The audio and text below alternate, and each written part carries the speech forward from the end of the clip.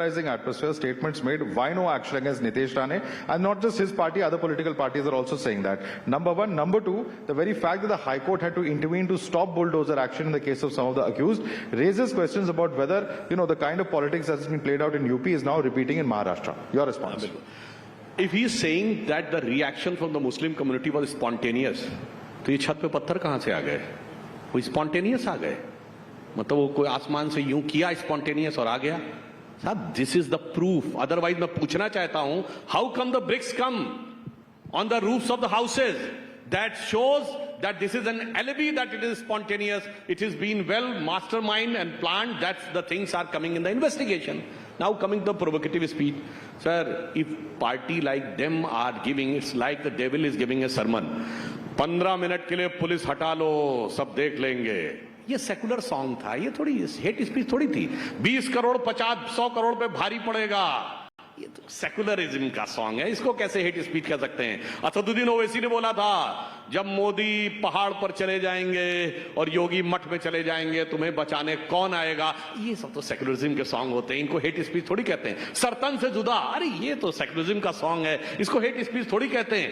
This is the dichotomy of the character and the intellectual establishment of India has been totally captivated and perverted by these type of arguments that their view has become so much lopsided.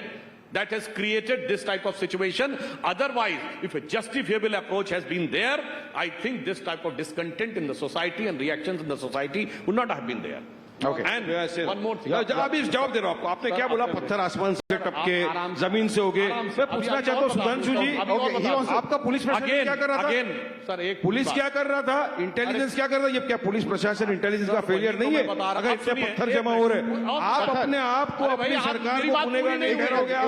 मैं बताना चाहता हूं, ये कह रहे हैं कि bulldozer action, तो मैं फिर कह रहा हूं, यूपी में जितने बुलडोजर एक्शन हुए, एक डिमोलिशन को कोर्ट से गलत सिद्ध कर पाए? नहीं. All were illegal constructions, duly notices were served. अब आप ये कह रहे हैं कि साहब एक गलती की वजह से दूसरा पूरी बात है. एक दिखाइए ना जहां कोर्ट ने कहा डिमोलिशन गलत है. आपने एक व्यक्ति का घर तोड़ दिया जिसके नाम पे घर ही नहीं था. बोलिए भाई, वो घर उसकी बेटी के नाम पे था.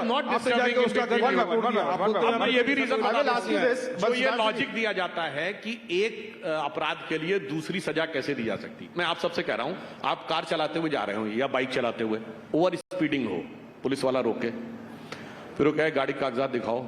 अगर कागजात नहीं है, डीएल नहीं, तो आप ये थोड़ी कह सकते नहीं सिर्फ ओवर स्पीडिंग का चार्ज करिए, कागजात नहीं है तो कहे गाड़ी जमा हो जाएगी. कागजात नहीं है, registration is not there, then your vehicle is seized. You can not say it is just the case of over speeding. So when a crime is committed, the entire background of the criminal is scanned, and wherever it is found, it is given. That's why they haven't got a single cancellation from court. This is again, and camouflage has been set, try to put up the things in a different perspective. और हकीकत जानते क्या है? इनके साथ यही problem है. जिन लोगों ने पूरे हिंदुस्तान में, जब कभी मोदी जी की सरकार नहीं थी, ये बताइए, ये पत्थर की बात कह रहे हैं, ये कश्मीर में पूरी भीड़ निकलती थी कि नहीं?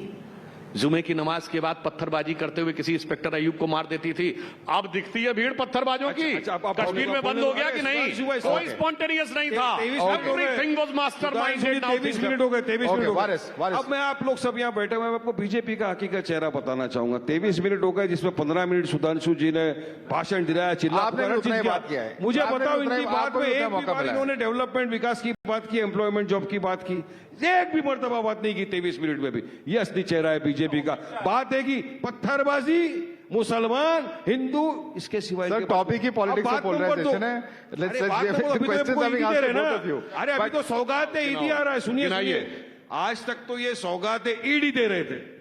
ईडी जा रही थी सबके, आप सौगातें दिए. अरे सुधांशु भाई, 25 करोड़ की आबादी है, 32 लाख लोग को देके क्या करेंगे आप? बाकी के सब कहां जाएंगे? और आपको क्या लगता है मुसलमान आपके 32 लाख के लोग ये क्या भूखे हैं क्या? आपके मोहताज है क्या आपकी ईडी? अरे नहीं सी हमको ऐसी ईडी. आपने हमको बहुत सौगातें दे चुकी. आपने हमको दिया गोदरा, अरे बिल्किस बानो के बलात्कारियों को आपने छोड़ दिया, कितनी बड़ी सौगात आपने दी। जकिया जाफरी बेचारी इंसाफ की गुहार लगाते लगाते इंतकाल फरमा गई, उसको आपने इंसाफ नहीं दिया, उसको इतनी बड़ी आपने सौगात दे दी। आज भी आप सिर्फ और सिर्फ बिहार इलेक्शन के पहले एक ये सौगात का एक छिपछुरा छोड़ के ये करो, कोई मुसलमान नहीं लेने वाला। अगर देना है मुसलमानों को, हमारी वफ की जमीन के खिलाफ जो आपने बिल निकाला है विड्रॉ करो। चलो मानेगा वारिस पठान कि आपके अंदर वाकई में 56 इंच का सीना है, मैं आके आपको सलाम ठोकूंगा Modi ji.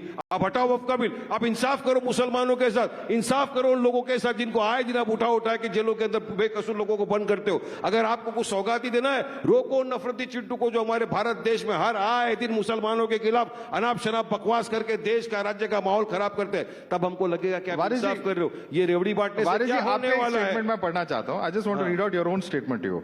You have talked about, you know, I am quoting you, today I met actor Akshay Khanna, who portrayed the role of Aurangzeb in the movie Chhawa. Akshay is a wonderful person. If a Muslim actor had played the role of Aurangzeb, the situation might have been entirely different. What kind of comment is this? Yes, of course. Is this not polarizing? See, I met Akshay Khanna. I don't. We met. It was nice in talking.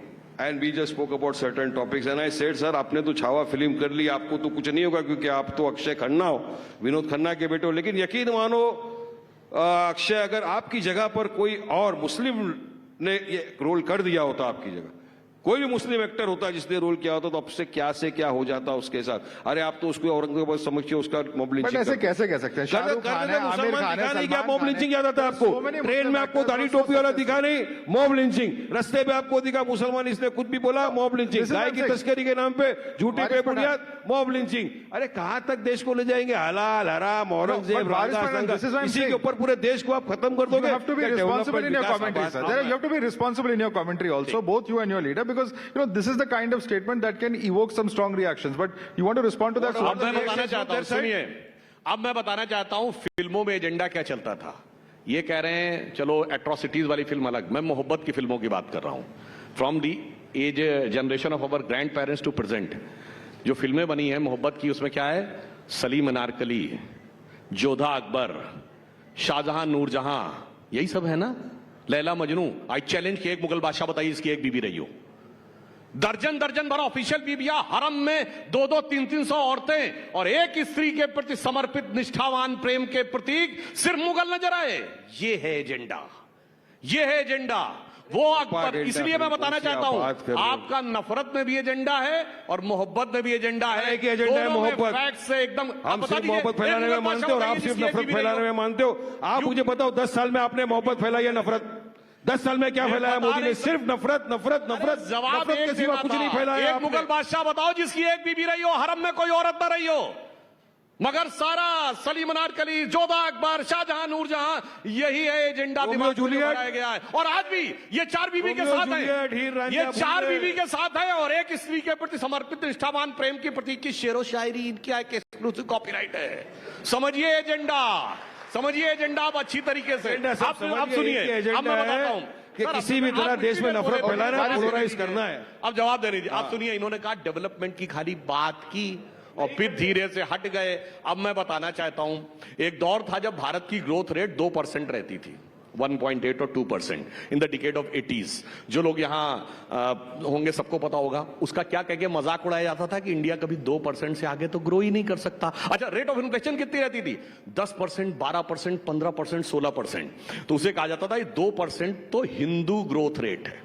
आप सबने वो term सुना होगा, it is 2% Hindu growth rate, और महंगाई की दर 10% रहती थी।